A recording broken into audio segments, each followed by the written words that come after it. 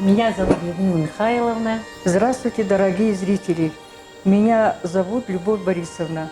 Мы участники народного фольклорного ансамбля «Альхон». Но сегодняшний день мы посвящаем приготовлению национального бурятского блюда саламат шанган зухи. У бурят белый, среди всех остальных национальных блюд, белая пища считается самым почитаемым, поскольку эта белая пища символизирует чистоту помыслов, чистоту души и всех остальных поступков. Ребенка с самого рождения детства кормили молоком. У нас в Иркутской области 14 октября наступает великий праздник Покров. Покров у нас считается началом Нового года. И в старину, когда мы были маленькими, наши мамы, бабушки всегда варили вот этот саламат шанган зухи. Это считалось символом благоденствия, вообще богатства в дом и так далее.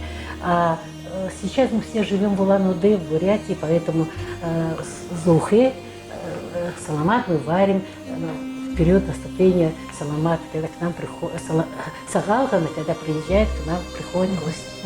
Надо подчеркнуть то, что вот саламат кушает только ложкой. Острыми предметами ни в коем случае нельзя это потреблять, потому что это считается, если острым предметом, значит корова теряет свое молоко. Если у русских гостей на свадьбах у молодых приветствуют хлебом солью, то у бурят белой пищей мы принимаем гостей, то есть молоком можно, творогом, ну и обязательно вот этим саламатом.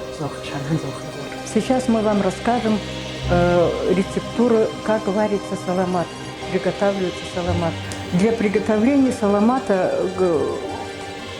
берется сметана густая и хорошей жирности, и мука. Но классическая рецептура примерно на 6-8 человек берется литр сметаны и стакан ржаной муки.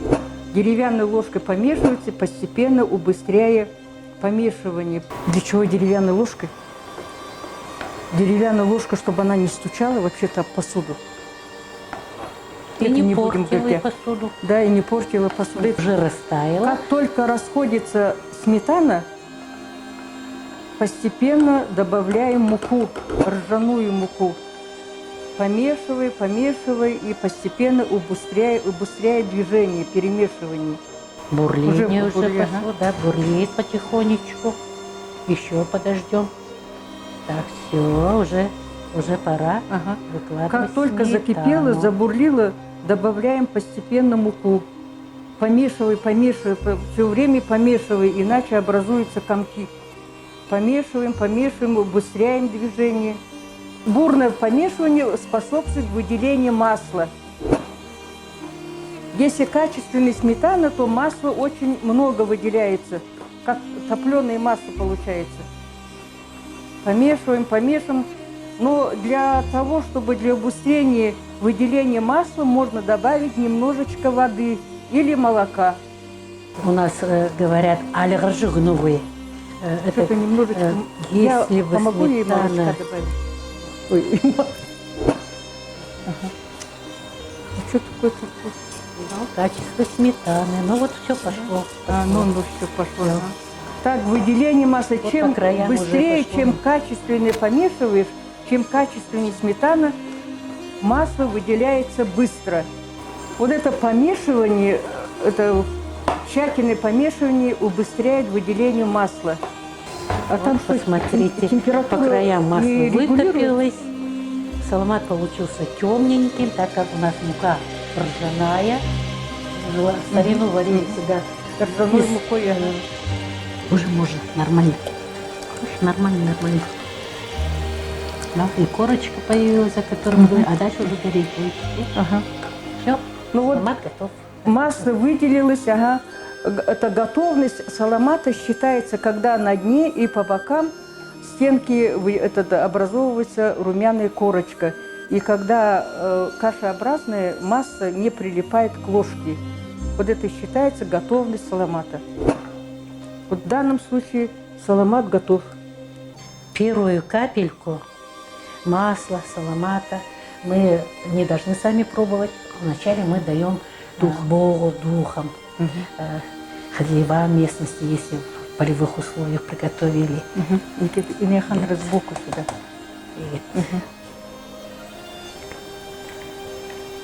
Ну, в данном случае электроплитка Печка заменяет, символизирует огонь. И все, готово. В конце добавляется соль по вкусу. И каждая хозяйка саламат варит по-своему. Кто-то из ржаной муки, кто-то из белой муки. Я могу сказать, как в детстве варили вообще саламат из чего?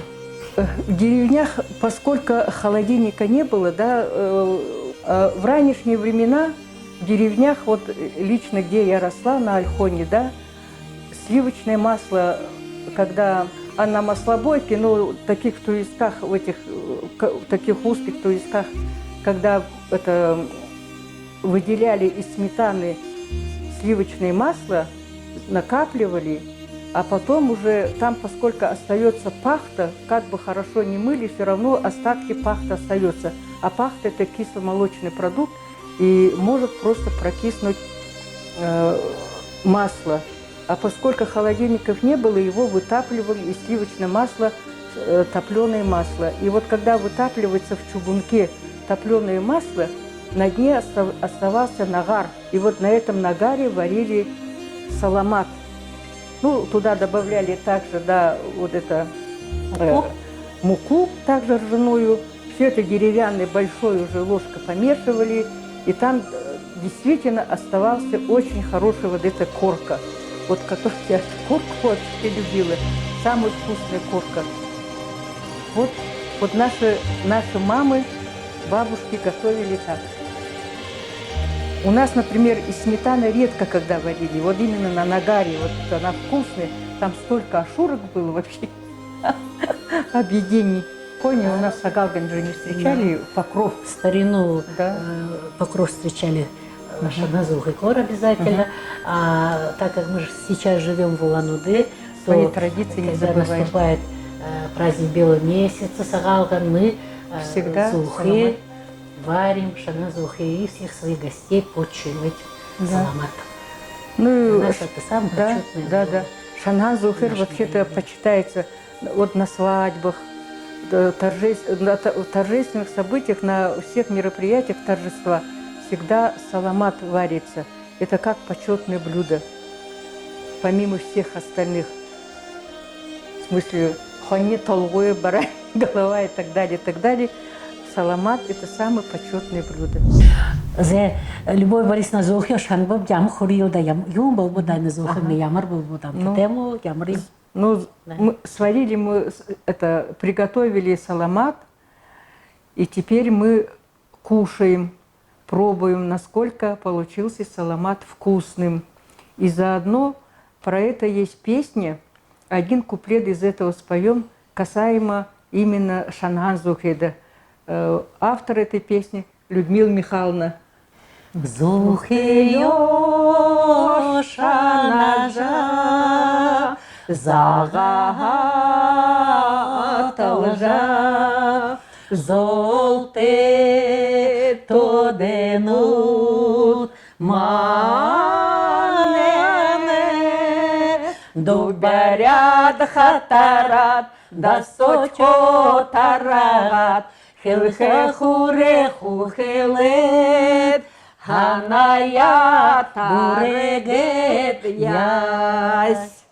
И хотелось бы сказать, дети же жирные не любят, поэтому с детства приучали детей именно зухи кушать таким образом. Брать кусочек хлеба и накладывать тонким слоем. Дети жирные не любят, а так как пища очень здоровая, сытная, вот в период нашего детства бабушки, мамы наши вот так показывали. Если ребенок совсем отказывался, то раскатывали как можно больше. Но и если ребенок чуть побольше, то слой. И вот этот слой саламата, зухи, с хлебом, вот так вот ели дети уже, приучались. Идишь. Приятного аппетита! Кушайте с удовольствием! На здоровье!